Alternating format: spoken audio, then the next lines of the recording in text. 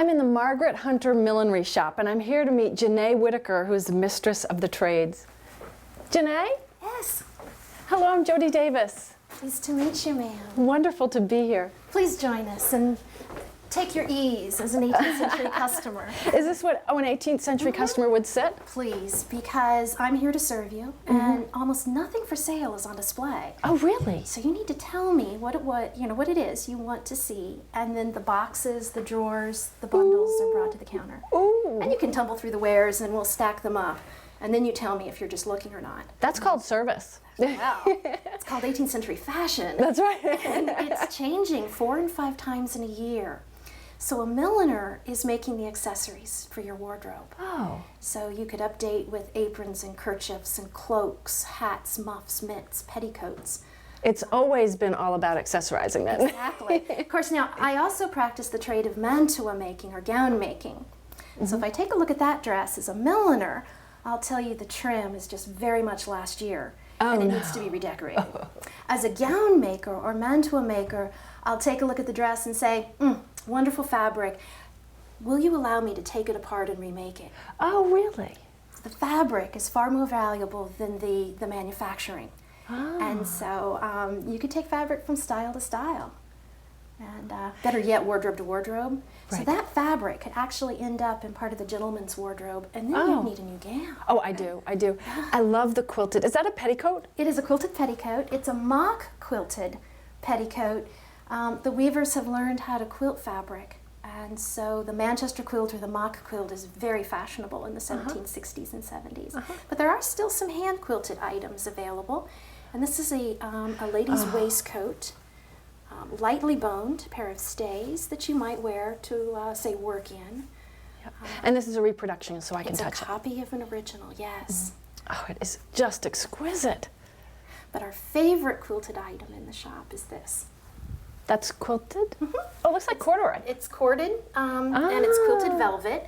It's a cap that's padded so that when your little ones are learning to walk, they have a little bit of protection from the hard floors. Oh, it's like a riding helmet.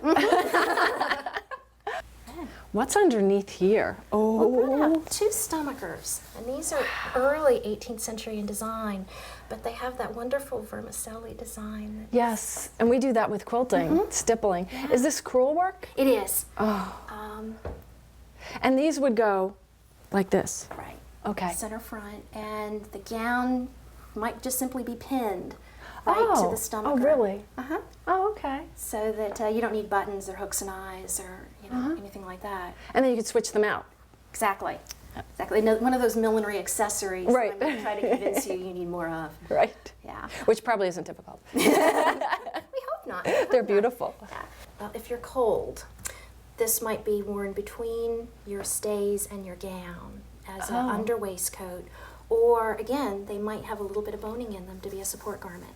Oh. Is there something in the middle, like a batting of some sort? There's another layer of fabric, and again, the back stitching quilts the two together. Yes. Oh, it's beautiful. Was this was this fabric already stitched? No. With the designs? Oh. No. For us, fancy work is something we really like to do, but in the 18th century, the customer wanted to do the fancy work, leaving us to do the plain sewing. Oh. So we didn't get a lot of, chance to do very much of it. The colors are dyed using 18th century recipes, and this is the work of Max, who is our weaver. Oh. And we work together on projects, and occasionally we work in other centuries. Oh, really? Okay. I mean, the 18th century is great, but once in a while we just have to be more modern in the 19th century. And so we've taken a 1840s fabric reproduction and making it into an 1840s style gown. Oh. And what's been fun about this project is that knowing that you're so interested in quilting, these are the scraps left over from the entire gown. The entire gown? How many yards of fabric did you start with? There's about 7. Wow. And when fabric's that expensive, you don't waste exactly, anything. Exactly. And part of my promise to you as a customer is that your investment is not ending up in my scrap basket. Do you start with a pattern? If we're copying an original item, we'll study it and make a pattern so we know where we're going. But as an 18th century gown maker, I cut to the person. You are your own dress form. Oh, And so we'll just wrap you up in the fabric and start cutting. wow. That means you're in the middle of things. You're supervising the work, designing the dress, changing your mind, telling me to move the pleats. Now, I hope you don't ask me to move the pleats. No, that's been a lot of work already. But balancing process, so I have one side of it complete.